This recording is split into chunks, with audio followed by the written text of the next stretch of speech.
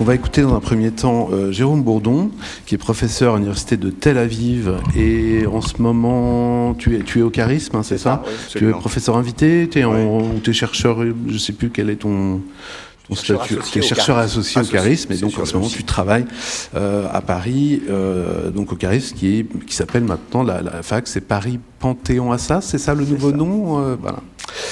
Et donc, tu es un historien et chercheur un chercheur important sur l'histoire des médias. Et donc, tu as aussi, ça me semble intéressant, tu as travaillé d'abord à la production. Quand tu étais à l'INA, tu as commencé en étant producteur. Donc, tu as aussi de documentaire, ouais, mais donc tu viens finalement de la pratique. Et ensuite, tu l'as théorisé, donc tu es un théoricien. Donc, tu travailles autant sur les représentations que sur les institutions médiatiques. Et donc, on va t'écouter sur l'animateur et le conteneur, la variété comme genre rétif au format. Merci beaucoup de cette occasion de revenir sur des objets très travaillés avec des angles très différents. Je pense que ma contribution à ce colloque va tourner autour d'une expérience de recherche et aussi une expérience géographique, d'avoir fréquenté des mondes hors de la télévision française et de la France, et d'avoir aussi beaucoup travaillé sur le format et la circulation des formats, y compris sur le plan historique. Ça m'a emmené à réfléchir sur les variétés un peu, j'espère, d'une façon un peu décalée par rapport à une perspective centrée sur la télévision française, indispensable bien sûr. Je ne suis pas partisan immédiatement des comparaisons, il faut commencer par un monde national et bien l'approfondir, mais la comparaison peut être très enrichissante. Cette petite image qui est là, donc de cette charmante, ce qu'on appellerait une poubelle, j'ai découvert ça en cherchant, en explorant le champ sémantique du terme container, qui va nous intéresser beaucoup. Et j'ai découvert qu'un container, ce n'était pas seulement un container, un truc qu'on voit sur les bateaux empilé avec un format impeccable, ce qui n'est pas anodin, mais aussi tout simplement une poubelle. Et je pensais que c'était une façon de renverser le stigmate que portait Variété, de veillamment brandir le symbole d'une belle poubelle bleue pour ouvrir ce colloque. Voilà, c'est devenu après la Trash TV, c'est aussi, on a voulu se renverser le stigmate, mais avec les Variétés, il y avait un stigmate qui n'a pas été renversé. Donc, autant pour ce container, poubelle 4 roues, prise frontale, bleue, 770 litres. Un mot sur format versus genre, qui nous occupe aussi, qui va m'occuper. C'est vraiment un rappel, parce que je pense qu'on a tous travaillé ces notions sur le plan théorique, mais néanmoins un rappel rapide. Genre, c'est évidemment un champ sémantique, une notion très ancienne de la poétique occidentale, retravaillée ultérieurement par la poétique, mais qui nous emmène tout de suite dans l'histoire. Rapproché, oui. Dans l'histoire et dans le... Oui, en effet, dans l'histoire et dans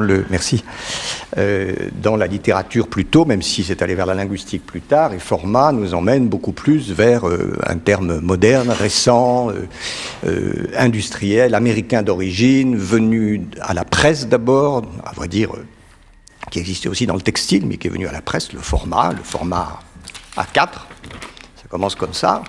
Le stéréotype, c'est tout ce champ sémantique, le cliché, tous ces mots qui indiquent qu'on formate, qu'on limite, qu'on définit, qu'on mesure des produits ou des productions culturelles. Là, il faudrait éviter de penser qu'on aurait des genres qui seraient des catégories, disons, de la longue histoire ou quasiment transhistoriques, et les formats beaucoup plus limités. Ça, c'est pas une hiérarchie automatique, puisque dans l'histoire récente de la culture médiatique, on a un cas singulier d'un groupe de formats très bien défini qui va donner naissance à un genre. Et c'est la télé-réalité qu'on ne peut pas ne pas évoquer lorsqu'on parle des variétés, parce qu'il y a un dialogue entre les deux genres. Rapidement, donc le format aussi nous emmène à l'idée d'une efficacité, à l'inverse du genre, qui n'a pas à être efficace. C'est une constatation de poètes, de poéticiens, de théoriciens de la littérature et de la culture. Le format nous emmène vers le branding, l'attraction rapide, le levain des médias. Pour citer Guillaume Soulez, les moteurs de la télévision commerciale, l'idée de quelque chose qui fait marcher une machine. Et il y a ça a été utilisé aussi de façon mixte. Il y a la notion de genre-format à propos du cinéma américain développé par Tunstall qui qui revient à la même idée. Il y a des films qui ont été définis de façon très stricte, qui sont devenus des genres très étroits et qui ont créé une sorte de format hollywoodien. Il cite les grands genres hollywoodiens commerciaux, les films fantastiques récents nés de la bande dessinée, etc., etc. Deuxième point préalable, bien connu aussi de tous dans cette salle, le flou lexical et sémantique que vous avez évoqué dans l'ouverture de ce colloque, qui commence avant la variété, quand la variété est encore du théâtre, avec tous ces mots qui voyagent entre les pays, musical, qui va être francisé à la fin du 19e, le théâtre de variété, le vaudeville, qui a un sens français bien précis, mais qui aux États-Unis deviendra le théâtre de variété. Et puis tout ça se transfère à la télévision et encore dans un flou sémantique, très rapidement les éléments d'une enquête comparative que vous voyez là. On a un très joli mot qui n'a pas duré, malheureusement en 1948, à propos du Texaco Star Theater, qui est un des premiers variety shows, on disait ça à l'époque sur NBC aux États-Unis. Il y a des critiques qui forment le terme de vaudéo, qui est le vaudeville vidéo, qui fait résonner un mot moderne à l'époque, vidéo, il y a un mot très ancien. C'était bien trouvé, mais ça n'a pas eu de postérité. Notez Texaco, bien sûr, programme parrainé commercial. On y reviendra aussi dans l'histoire de la variété. En Argentine, on parlera plus tard, dans les années 60, de Programa Omnibus. Au Brésil, Programa de Auditorio, qui fait référence au théâtre, au lieu où se trouve un public. Un point important dans tous ces mots, c'est que tous ces mots, dans les différents contextes culturels, vont être à un moment ou à un autre un peu stigmatisés ou méprisés. Évidemment, ce qu'on va retrouver à propos de notre poubelle inaugurale. Et là, citation de François Mauriac, 1927. À Paris, Bernard quitta ostensiblement un musical dont le spectacle l'avait choqué, dire que les étrangers voient ça, quelle honte, et c'est là-dessus qu'on nous juge. Vous voyez le danger de faire de la variété. Si on a des visiteurs, on va se demander ce qui se passe. Cela dit, le fait que ça soit étranger donne immédiatement une couleur exotique et plus sympathique, un peu comme le noir et blanc. Ça permet de renverser le stigmate aussi. Je vais quand même, bien que malgré ce flou sémantique, au fond, tout le reste de cette présentation va être sur l'idée qu'on peut définir la variété de façon précise, même si on n'a pas de mots, et notamment de mots qui se traduisent. On peut la définir en tenant compte, comme on le fait quand on étudie les genres, du texte et du contexte qui est tout aussi important, sans entrer dans la querelle classique sur la définition des genres, ce qui est nécessaire en poétique aussi, en télévision. Est-ce que c'est d'abord le texte, d'abord le contexte? Il faut nécessairement les deux, mais avec, dans mon cas, ici un accent sur le texte. Je pense qu'on peut faire dire au texte beaucoup de choses très précises, notamment des consignes sur la réception se trouvent dans le texte, et que donc j'insisterai plus sur le texte que sur le contexte, mais on aura toujours les deux.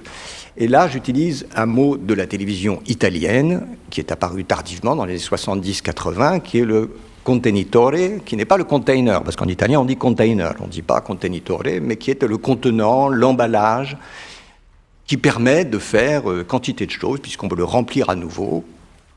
Je vais directement en bas de la slide, là, en bas de la... pour citer le seul ouvrage consacré au contenitore en italien, d'une très belle série de la RAI qui n'existe plus, là. C'est une étude de programme qualitative de Oscar Calabrese et de ses collègues, 1991, Vuoto a rendere, qui veut dire vide à rendre, qui veut dire consigner, en fait, littéralement consigner, le contenitore, glissement progressif d'un modèle télévisuel, avec une allusion à un film connu à l'époque, puisqu'on faisait des allusions pour montrer qu'on était dans le coup, comme dans la publicité. On a fait ça aussi, on fait ça quelquefois à l'université. Mais c'est le seul ouvrage, Contenitore, qui essaie de définir le contenitore. Vous avez en deuxième point de la slide une définition en italien, mais vous lirez sans difficulté, du contenitore, la seule définition dans un grand dictionnaire de la langue italienne, mais des années 2000, donc relativement tardif, donc un programme télévisuel ou radiophonique constitué de divers segments de spectacle, l'information, le sport, la culture ou autre, très important le etc. dans les variétés, il y a très souvent du etc. La définition est aussi multigenre. Le contenitore est né comme évolution de la variété intégrant des éléments de genre divers. C'est une définition très insatisfaisante, parce qu'évidemment, la variété est d'emblée variée et elle intègre des genres divers. Alors en quoi le contenitore va être différent de la variété? Il va intégrer encore plus de genres, c'est un peu ça qui se passe. Ça va enfler, grandir, et ça va intégrer de plus en plus de genres, mais l'idée reste la même, l'idée de variété. Et il manque bien sûr un élément essentiel qu'on va trouver dans la slide suivante, dans la définition du contenitore. Autre chose aussi, troisième point, programma contenitore, je l'ai trouvé quand même utilisé dans l'index du site d'archives de la RAI. Donc apparemment c'est un terme qui a acquis un statut un peu officiel, même s'il y a assez peu de programmes dans cette rubrique, en tout cas sur le site public de la RAI. Il y a un lien que je ne vais pas ouvrir, parce que je crois qu'on n'aura pas le temps, je ne sais pas s'il va s'ouvrir. Il ne va pas s'ouvrir, pourtant. Non, il ne va pas s'ouvrir, alors je ne vais pas l'ouvrir. Il peut s'ouvrir, mais c'est pas sûr. Pas sûr qu'il s'ouvre. Bon, alors, je vais vous raconter du mieux que je peux ce programma contenitore qui est en exemple sur le site des archives de la RAI, où on voit arriver, pardon, je m'éloigne du micro, on voit arriver, comme il se doit, enfin d'emblée, on cadre d'emblée un animateur, c'est l'élément qui manque dans ma définition, qui n'est pas dans le dictionnaire, donc les lexicographes ne sont pas Alain Rey, ils ont raté quelque chose d'essentiel, donc l'animateur apparaît, cadré, entouré, avec derrière lui le public, c'est un programme de 82, que vous auriez vu, et aussi les caméras. On est dans l'époque où la variété a quitté le théâtre, et donc le public est monté, où il s'est mis derrière l'animateur, et les caméras apparaissent. Je pense que c'est pas, à l'inverse de l'idée de néo-télévision célèbre, c'est pas une grande rupture. Les fondamentaux de la variété restent le même. Le fait qu'on voit les caméras et que le public soit au niveau de l'animateur, au niveau sur le plan géométrique, mais pas au niveau sur le plan hiérarchique. La hiérarchie reste la même profondément. C'est un public qui regarde et qui intervient pas, ou très peu. On n'est pas dans le talk show, donc on est dans la variété. Et ce que vous voyez ensuite dans ce programme d'une heure, qui est un contenitore très court, bizarrement, parce que la définition aussi, ce qui doit... Ah oui, donc vous avez la définition dans la deuxième point, una durata anche molto longa. Non, justement, ce contenitore-là est court, on voit bien aussi que c'est flou. Et on voit ensuite ce personnage qui fait une annonce, et là on verra cet extrait, je crois, il fait une annonce à suspense, qui est une figure classique de la variété. Il dit « Et pour nous parler de la musique américaine, il est beaucoup question des États-Unis, de Bob Dylan, j'ai invité machin qui a fait ça, il a fait ça, il a fait ça aussi, il a cet album, et vous applaudissez. » Et à ce moment-là, il entre et vous applaudissez. Donc l'unique élément qui unit le tout, et là je cite un collègue de Bologne, Luca Barra, est il conduttore. Et je précise, je ne parle pas l'italien, je fais semblant, mais c'est ça qu'on peut faire lorsqu'on a affaire à peu de mots et qu'on a de la parole. Donc il conduttore, l'animateur, unit le tout. Je pense que ce n'est pas tout à fait vrai, avec le respect que je dois à mon collègue, je pense qu'il y a d'autres éléments qui unissent le tout. Alors l'animateur est un personnage...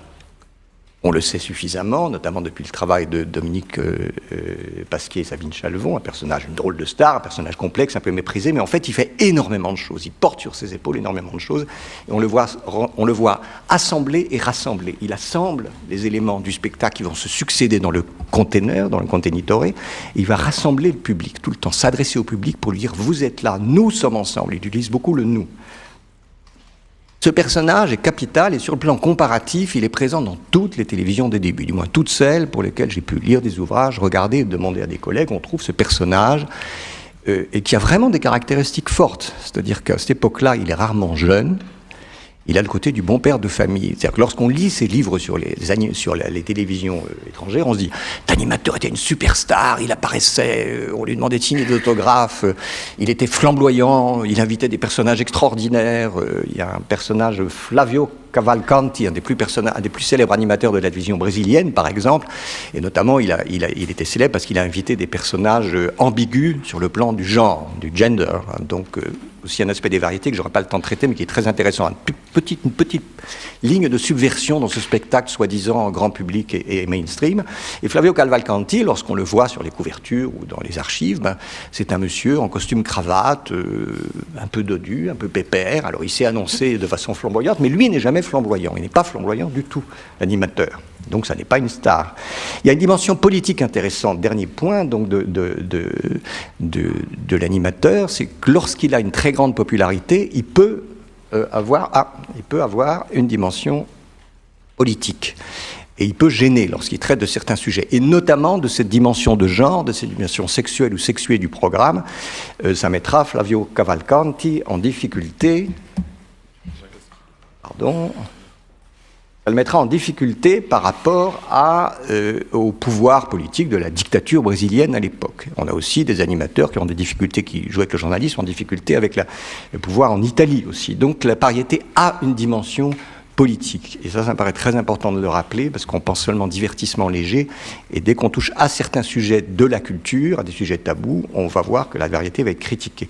Et je n'ai le temps, là aussi, que d'abord de faire allusion à ce point. Je continue à parler du mieux que je peux, alors du coup... Continue, c'est très bien. Je vais dire, n'ignorez pas cet écran. J'en viens aux autres éléments de ma définition. C'est pas seulement un conteneur avec des animateurs, la variété. Il me reste 5 minutes à peu près. 10 minutes, ah bon, ça. Flexibilité pragmatique du conteneur, c'est qu'on peut faire beaucoup de choses, et là, il y a un élément très important, et c'est un mot aussi de théoricien de la télévision italienne, c'est la dilatation. C'est un mot utilisé par Buttafava en 1980 dans un article dont je cite le titre, Un sogno americano, un rêve américain, quiz et revue TV des années 50, dans un livre paru en italien qui s'appelle American Way of Television. Et là, la notion de dilatation est très intéressante dans notre histoire, parce que la télé italienne est une télé très paradoxale, parce qu'elle est à la fois, elle a voulu être très moderne, et en même temps, elle a un côté très sui generis, très italien. Toutes les télévisions, on peut dire, mais et cette mixture entre d'emprunter des éléments de la télé américaine, et ça c'est très présent dans la culture populaire italienne très tôt, plus qu'en France. Sur le plan musical, le numéro de Blitz que je citais de 82, entièrement consacré à Bob Dylan, avec des interprètes italiens qui rappellent l'influence de Bob Dylan à l'infini, tout ça en italien en traduction. Et donc on voit aussi cette espèce de combinaison entre la modernité américaine et quelque chose d'européen très différent, dans la dilatation, c'est-à-dire que les télés italiennes vont faire quelque chose que font à l'époque les télés espagnoles, les télés allemandes, les télés françaises. On ne va pas acheter des droits, on va emprunter des idées. Là, j'ai formé le mot valise d'emprunt-invention. C'est ça, la variété, c'est beaucoup d'emprunt-invention. On emprunte et on invente en même temps, on réinvente en empruntant. En empruntant, pardon. Et donc, ce qu'ils vont emprunter notamment, c'est des idées de quiz, de jeux qui vont très vite, qui sont rapides, et on va les intégrer dans quelque chose de plus long et on va dilater. Donc c'est cette dilatation, on va trouver par exemple le Kitu double américain devient la Chaura doppia, qui est intégré dans un spectacle plus long, on passe d'une demi-heure à 1h30. La caméra invisible, Candid Camera, qui est aussi un dispositif classique, un programme de la télévision américaine, a été également emprunté sans achat de droits. Le producteur, paraît-il, s'est beaucoup mordu les lèvres lorsqu'il a compris des années après qu'il aurait dû envoyer des avocats. Mais on n'était pas encore à cette époque. Donc on voyageait aux États-Unis, c'est littéralement ce qui se passait. Vous voyagez aux États-Unis, vous voyez la télé, Igor Barrère, dans début des années 60, c'est les producteurs de la télé française, de télévision médicale, voit la caméra invisible, il dit « Ah, c'est une bonne idée ». Et il le fait, mais il le fait de façon un peu différente, et il ne le fait pas à l'américaine, il ne le formate pas. Il en fait une sorte de variété. Donc, d'où l'idée d'emprunt-invention, sur laquelle je ne reviens pas. Une autre caractéristique de la télé-variété, lorsqu'elle est longue, et là, longue, ça veut dire... Qu'est-ce que ça veut dire long? C'est très relatif à la grille de programme de l'époque. Mais lorsqu'elle est longue ou très longue, c'est qu'elle s'associe au week-end. Et ça, c'est dans la définition aussi de mon grand dictionnaire italien, et ça donne des titres dans différents pays. On trouve samedi et dimanche dans les titres. Alors dimanche Martin, Sabado Gigante, Domenica. Et Sabado Gigante, la télévision latino-américaine, je reviendrai tout à la fin, Domenica In, Rai 2 en Italie, et Vivement Dimanche, et j'en passe. Mais avec une nuance importante, c'est que quelquefois le nom de l'animateur se glisse dans le titre, et quelquefois non. Et là, ça renvoie aussi à des choix culturels et télévisuels sur lesquels on reviendra peut-être. Autre élément important dans la définition des variétés, c'est qu'il y a une rhétorique extrêmement puissante, et là elle a été très bien analysée dans un article classique, là aussi que je cite pour mémoire, Le langage des variétés. Je préfère dire rhétorique que langage. Le langage renvoie à la langue naturelle, ça peut être en français, en anglais, en italien, en allemand, en hébreu, j'ai fait vérifier par des étudiants de façon comparative, et en espagnol aussi. On retrouve la même rhétorique de l'incorporation du public, le nous, il y a toujours des bons sentiments. On accentue sans arrêt le contact, on rappelle au public qu'il aime, qu'il veut voir, qu'il doit voir, et on dit à la vedette que son cher public est là, on célèbre un goût partagé, on n'aime pas l'élitisme, et on fait beaucoup de superlatifs. Et ça, c'est typique de la langue des médias commerciaux, dit-on souvent, mais ce n'est pas vrai, je pense. C'est typique de la langue de la culture de masse rassembleuse, le superlatif. C'est formidable, vous êtes formidable, il est formidable, on n'en peut plus. Tout est formidable tout le temps. C'est vrai que c'était comme la publicité à un moment, plus rien n'est formidable, mais peu importe. Vous êtes content de retrouver cette langue superlative qui concerne à la fois les produits, en l'occurrence les invités, et le public. Et je voudrais, si on peut, montrer dans l'extrait de l'INA, l'émission, donc un exemple de rhétorique des variétés uniquement en France. Merci donc à l'INA. Sur la fameuse annonce à suspense. Alors, dans l'oreillette, on me dit que nous sommes en retard et que je dois accélérer le show, donc je vais être obligé d'aller très vite. La question du mépris, c'est ce qui va arriver là, la question du mépris des variétés. Du coup, je n'y reviens pas. Il y a quantité de citations très tôt. Et ça, c'est un trait peut-être remarquablement français. C'est que les directeurs de programme de la télévision française, les années 50, 60, surtout Albert Olivier, le plus élitiste des deux, Jean Darcy étant plus ouvert à la culture dite populaire, dit il y a un problème des variétés. On n'arrive pas à faire des bonnes variétés. Ce par quoi ils veulent dire, non pas on n'arrive pas à faire des variétés qui attirent le public, car ça marche très fort, les premières variétés. Jean Nohain, on ne pouvait pas ne pas citer ou montrer Jean Nohain. Ça marche très fort, mais simplement, les critiques détestent ça.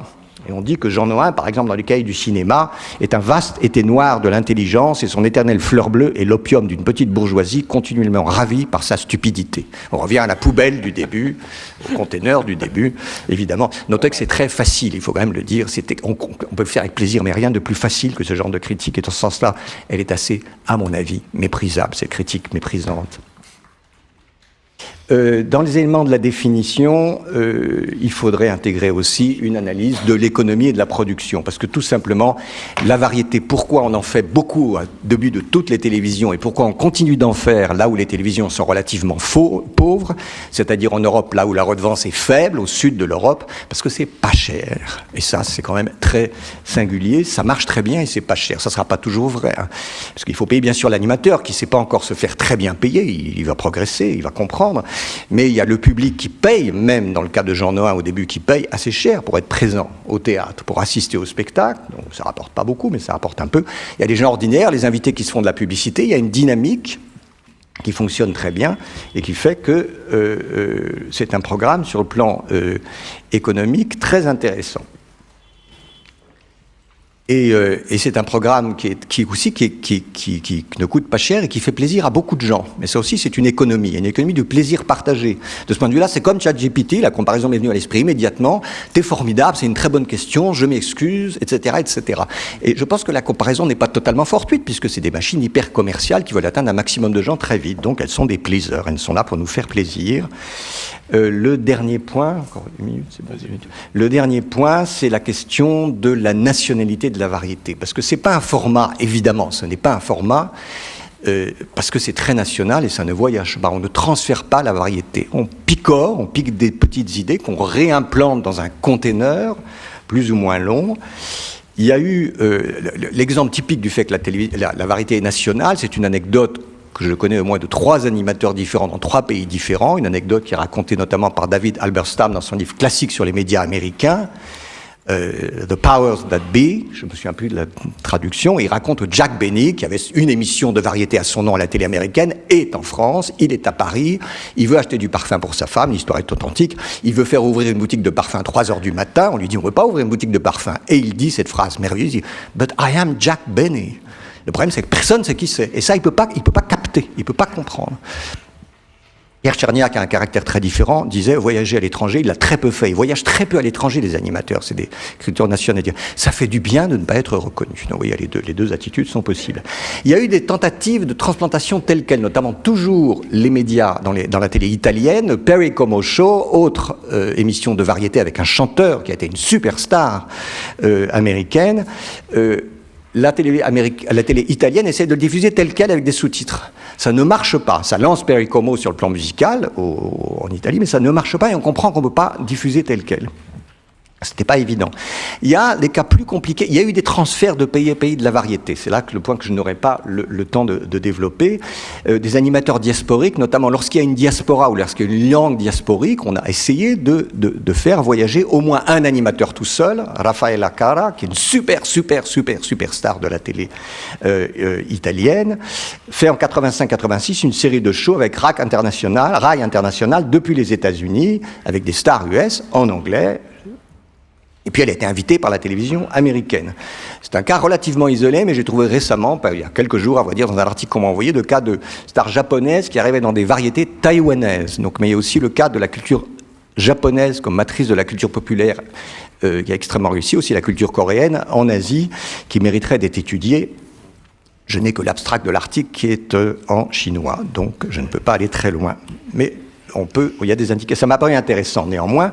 Et je vais finir sur ça, le cas Sábado Gigante, que vous connaissez peut-être, ceux qui connaissent l'Amérique latine sur le versant de la culture populaire, qui est un cas singulier de transfert, mais c'est permis par la langue. Une émission de la télé chilienne en 1962, de 1962 à 86, Samedi géant, donc super émission du week-end, vraiment un container, qui devient panaméricaine, qui part aux États-Unis de 86 et qui se termine seulement en 2015 dans le Guinness Book of Records. C'est censé être l'émission la plus populaire et la plus longue de l'histoire de toutes les télévisions. Je crois que c'est vrai, il y a des chiffres impressionnants. On retrouve tous les éléments de la variété que j'ai citée jusque-là, la combinaison des genres, le jeu, le sport, le journal télévisé au milieu, puis on repart, beaucoup de musique. L'animateur super populaire, qui est Don Francisco. Et puis le sexisme, dont j'ai peu parlé, mais qui est important. Ces variétés avec ce monsieur un peu pépère, il fait des plaisanteries un peu grasses sur des jeunes femmes peu habillées. Ça choque plus ou moins selon les pays. En 2015, ça choquait encore beaucoup, mais en 2015, c'est là. Et le segment le plus populaire de Sábado Gigante, c'est Miss Colita, Miss Derrière, littéralement, dans lequel des messieurs célébraient la qualité du derrière de jeunes femmes peu vêtues qui passaient devant eux. Ça choquait beaucoup à l'époque, mais ça a duré et c'était très populaire. Et on peut s'interroger sur la popularité de ce sexisme. Donc, je vais m'arrêter là, je crois, je laisse tomber ça, c'est sur la variété comme modèle peut-être de toute la télévision, et je vous laisse lire cette célèbre chanson de Charles Trenet, qu'on a entendue au moins 2 fois chez Jean Nohain, J'aime le music hall, dans lequel on retrouve les performances plutôt masculines, les danseuses légères, voilà un sexisme délicat, mais néanmoins il est là. Le public qui rit, on trouve le rire, la bonne humeur, on voit le numéro un peu bizarre, les petits chiens, on voit la nostalgie et on voit le mépris. On dira tout ce qu'on peut en dire, il est très conscient du fait qu'on en dit du mal du music hall, mais néanmoins, la do mi sol, j'aimerais toujours le music hall. Merci.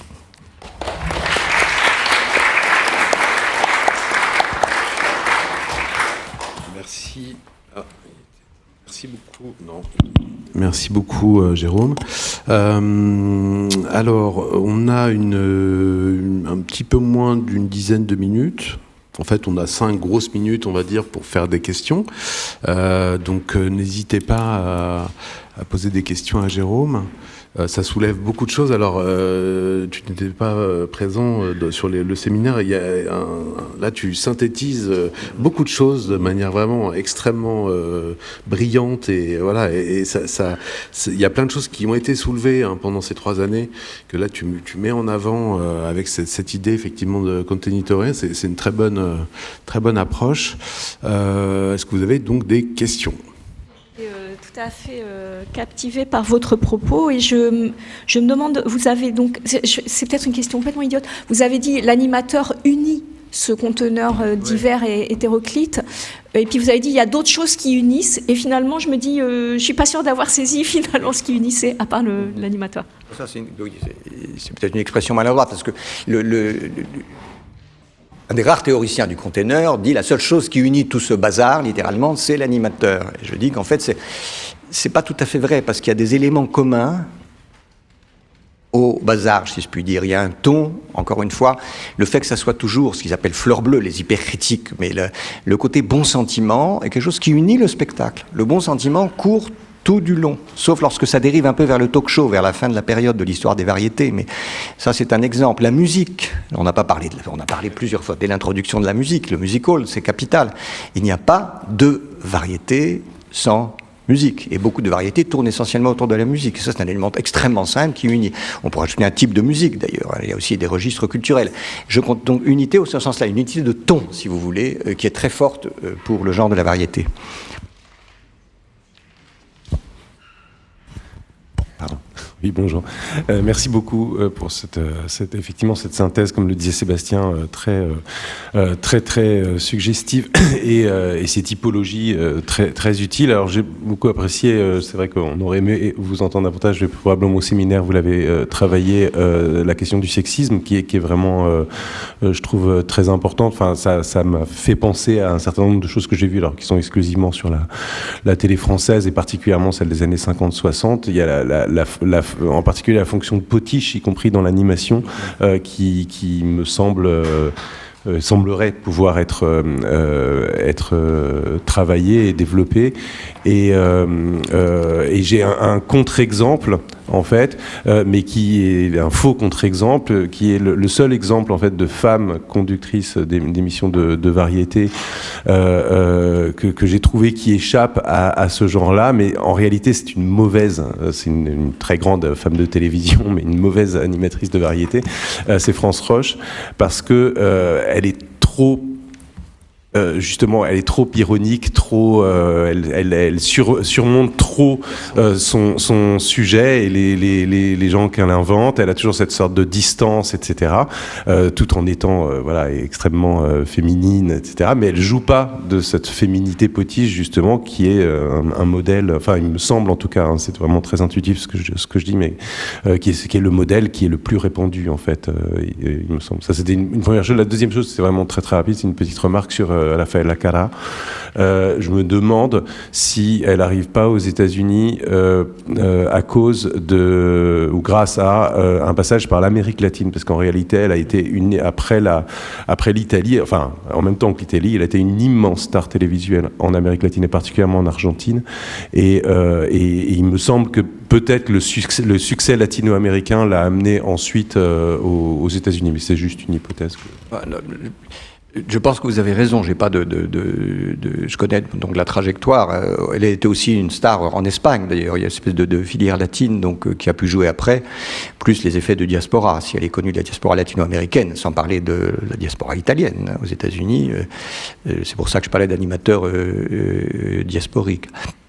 Tout à fait aussi sur le sexisme. On va y revenir, je pense, dans la suite de ce colloque. Il va être question de Micheline Sandrel, mais très clairement, de façon générale, pour la culture de cette époque, ça va très au-delà des variétés. Lorsqu'on devient sensible au sujet, ou lorsqu'on y a été, on est sidéré de ce qui était possible et ce qui est encore possible. Et puis, il y a les renversements. Il y a l'histoire des femmes animateurs. Dans l'extrait d'émission qu'on a projeté là, c'est le deuxième épisode d'une série consacrée à la télévision, qui s'appelle Notre Télévision, sur laquelle j'avais travaillé, c'est comme ça que je la connais. Et on avait interviewé des femmes animateurs de l'époque, on est en 1992, qui disaient, à mots couverts, la difficulté extrême de se poser comme femme animatrice. Il y avait Christine Bravo, qui se rappelait avoir été abondamment moquée, qui a donné il y avait une de ces émissions qui portait Bravo, qui portait le nom de l'animateur. Elle a joué cette carte narcissique compliquée. C'est pas évident de mettre son nom, Dimanche Martin, etc. Beaucoup d'animateurs ont choisi de ne pas le faire. Ou jouer la modestie, Michel Drucker. Donc Bravo, elle a essayé et je l'appelle par son nom de famille tout seul, et vous notez immédiatement que ça jure. On est tenté d'ajouter le prénom lorsqu'il s'agit d'une femme. Donc Bravo a essayé de jouer cette carte. Elle a dit la difficulté. Donc là, mais il y a une histoire à faire plus en détail, mais évidemment... ça fait partie de la problématique de notre genre et de notre genre. Oui, c'est juste pour rebondir sur cette histoire d'animatrice. Malgré tout, vous faites quoi du cas Jacqueline Joubert ? Parce que voilà, animatrice, vedette, productrice, directrice des variétés ensuite, voilà, années 50, dans les débuts. Ça relativise quand même aussi cette idée, malgré le pattern danseuse légère, quoi, qui a toujours été là et sexiste, effectivement. Je ne dirais pas que ça relativise. C'est évident qu'il faut tenir compte numériquement de dire il y avait X hommes et il y avait X femmes. On trouve ça dans beaucoup d'endroits. Et vous noterez que ce qu'il faut constater, c'est l'itinéraire spécifique chaque fois de ces femmes qui réussissent à entrer dans la porte de l'animation. Les femmes de l'époque, elles ont beaucoup été speakerines. Lorsqu'une speakerine déploie un certain charme, les mots populaires, ça peut servir de marchepied. Mais il faut un marchepied et on commence par le bas.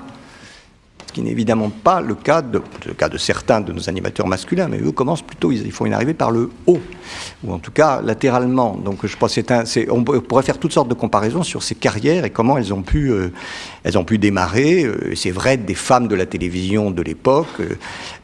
On peut penser à la collaboratrice des Pierre, du Maillet, des Gros, Lazareff à 5 colonnes, qui va avoir sa propre émission, Les femmes aussi, point de suspension, qui est, son nom m'échappe, Eliane Victor, bien sûr, Eliane Victor, voilà, dont la famille ensuite fera de la télévision, mais Eliane Victor se définissait comme j'étais l'assistante, j'étais la toute petite 5e colonne. voilà, la toute petite. Et en arrivant latéralement, elle réussit à avoir son émission. Et je pense qu'on va retrouver, honnêtement, j'ai pas vérifié tout ça, mais je pense que ça nuancerait. Vous avez raison, il y avait des femmes, comment y arrivaient-elles, en quel nombre étaient-elles, quel pouvoir avaient-elles, tout ça demande à être exploré en détail. Voilà. Oui, il faudrait comparer entre les médias aussi, puisque un des patterns, c'est de passer de la radio à la télévision, donc Jean Noin, Spad et compagnie. Ouais. Et c'est vrai que la télévision apparaîtrait dans ce contexte-là comme un espace où les femmes ont un certain poids, c'est-à-dire rapidement des productrices. Justement, je vous le dis, elle est d'abord productrice d'émissions, puis elle devient directrice des variétés, à la télé française. Il y a également, à la même époque, vous avez aussi pas mal de femmes dans l'espace du music-hall. Alors, est-ce que c'est parce que c'est des espaces moins légitimés, les espaces de divertissement? C'est tout à fait possible qu'il y ait quelque chose de cet ordre. Mais voilà, l'Alhambra, qui était une des grandes salles où on diffusait des variétés, à partir desquelles c'était dirigé par une femme. Bon, voilà. Donc, c'est juste pour, effectivement, se poser la question que la télé peut être parallèlement à ce modèle général de la danseuse légère qui vient des scènes et qui se poursuit jusqu'à aujourd'hui. Il peut y avoir aussi des espaces considérés comme peut-être moins intéressants, moins légitimés, dans lesquels on laisse, où les femmes peuvent avoir plus de poids. C'est une hypothèse. Il faudrait regarder notamment dans le passage de la radio à la télé ce qui se passe. Voilà. Non, c'est pas, pour aller dans votre sens. Ça n'est pas qu'une hypothèse. On peut parler des genres du cinéma. Il y a une thèse récente qui va être publiée sur les réalisateurs à la télévision suisse romande. La périphérie, c'est toujours bien intéressant pour comprendre le centre. Et donc, qui montre notamment les femmes réalisatrices. Elles ont réussi dans les genres secondaires, la télé scolaire et j'en passe. Elles ont réussi à entrer quand même. Voilà, on revient. Donc, on trouve un schéma, c'est pas qu'une hypothèse. C'est un schéma classique, d'ailleurs, de la façon dont les femmes ont pu entrer dans la culture par la petite porte, par la petite marche, etc. Juste pour rappeler que dans le séminaire, il a été question pas mal de ça. Et finalement, on en est venu quand même à l'idée que c'était un des genres les plus féminisés rapidement. Et à des postes de producteurs, Bernard Papin parlera de Michel Arnaud, par exemple, demain, qui est une très grande productrice, qui est elle-même chanteuse initialement. Donc, là, ça serait peut-être un contre-exemple d'un des genres dans lesquels, finalement, les femmes arrivent à s'imposer à des postes qui sont des postes prestigieux, qui sont des postes de production, en lien avec l'artistique, mais dans un genre méprisé. Et c'est ça, effectivement, le genre méprisé par l'institution, méprisé par la critique, tu l'as dit, mais l'institution méprise. Je pense que s'il n'y a plus d'archives du service des variétés, c'est que c'était méprisé, ça a été détruit, très probablement. Hein. Et donc, mais adoré par le public. Et là, la question du féminin, du coup, peut-être doit être posée, c'est peut-être un bon endroit où poser ça, c'est-à-dire pourquoi à ce moment-là les femmes, pourquoi cette question de ce dont tu parlais, c'est-à-dire le fait d'aimer, est-ce que cette dimension-là, qui est hyper féminisée à l'époque et qui l'est toujours, est-ce que ça n'a pas pu impacter ça, enfin en tout cas générer des manières d'être et d'acceptation finalement par l'institution, c'est une vraie question. En tout cas, il se trouve qu'il y a des productrices et pas mal d'animatrices aussi. Hein. Donc Micheline Sandrel aussi, effectivement, on en parlera demain. Voilà. Enfin bon, c'était juste pour dire que c'est un lieu vraiment d'interrogation du genre qui est super intéressant, quoi.